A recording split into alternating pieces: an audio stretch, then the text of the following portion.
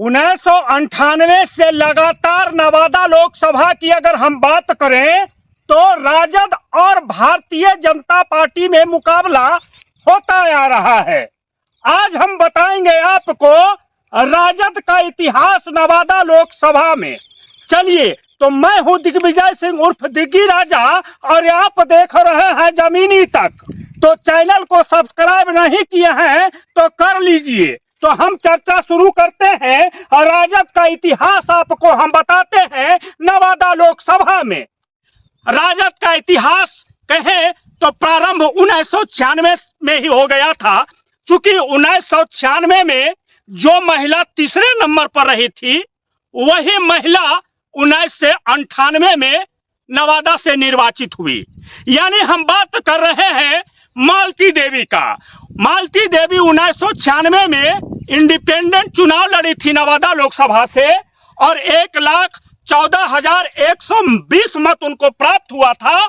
और फिर से 1998 में कहें तो राजद ने उनको टिकट दे दिया और 4,05,495 मत उनको आया और नवादा से निर्वाचित हुए। और राजद का कहें तो कोई पहला पर्सन यानी पहला उम्मीदवार लोकसभा चुनाव जीती। 1998 से ही राजद का कहें तो लोकसभा का चुनाव भी प्रारंभ हुआ था। 1998 में पहला उम्मीदवार नवादा लोकसभा से मालती देवी बनी और वह निर्वाचित हुई। 1998 के बाद में 1999 में राजद चुनाव नहीं जीत सकी। संजय पासवान भारतीय जनता पार्टी के चुनाव यहां से जीते, लेकिन 1999 के बाद में 2004 में पुनः राजद की वापसी हुई और बीरचंद पासवान यहां से एमपी चुने गए। 4,89,992 मत बीरचंद पासवान को आया और नवादा लोकसभा से वह निर्वाचित घोषित किए गए। पहली बार 1998 में, दूसरी बार 2004 में, और दोनों नवादा से बाहरी थे। मालती देवी भी नवादा के नहीं थी और बीरचंद पासवान भी नवादा के नहीं थे। इसके बाद अगर 2009 की हम बात करें तो 2009 में राजद और लोजप्पा मिलकर चुनाव लड़ी और जिसका प्रत्याशी हुए बीना देवी, जो कि 95,691 मत उनको आया और वह दूसरे नंबर पर रहे थे। 1,30,608 मत आया था भोला सिंह भारतीय जनता पार्टी का, जो वह विजय घोषित हुए। 2014 में राजद की ओर से राजवल्लभ यादव आए और कहें तो 2,50,091 मत उनको आया, वह दूसरे नंबर पर रहे।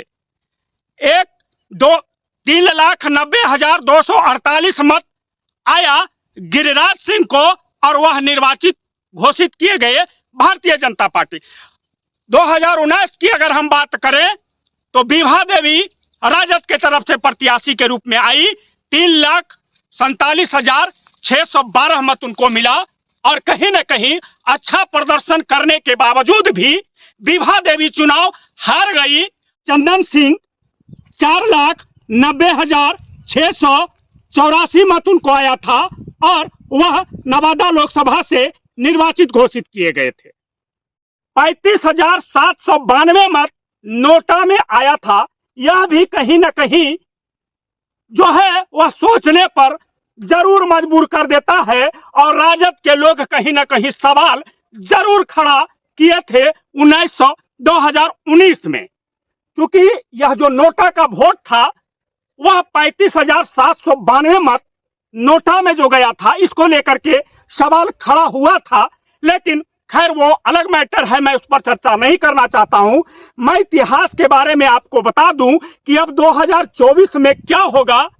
क्या श्रवण कुशवाहा को राजद की ओर से उम्मीदवार के रूप में उतारा जाएगा या फिर मंत्री जी के घर से विभा देवी, विनोद यादव या फिर अशोक यादव वर्तमान एमएलसी कौन आते हैं प्रत्याशी बनकर मैदान में, देखना यह होगा।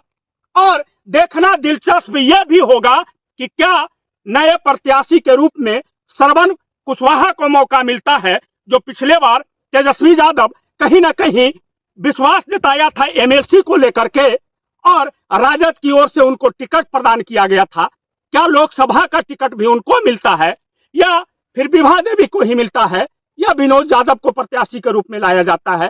खैर जो भी है, लेकिन यह था नवादा लोकसभा का इतिहास राजद को लेकर के। यह वीडियो कैसा लगा कमेंट बॉक्स में जरूर बताइएगा और मेरे चैनल को सब्सक्राइब नहीं किए होंगे तो जरूर कर लीजिएगा। जय हिंद।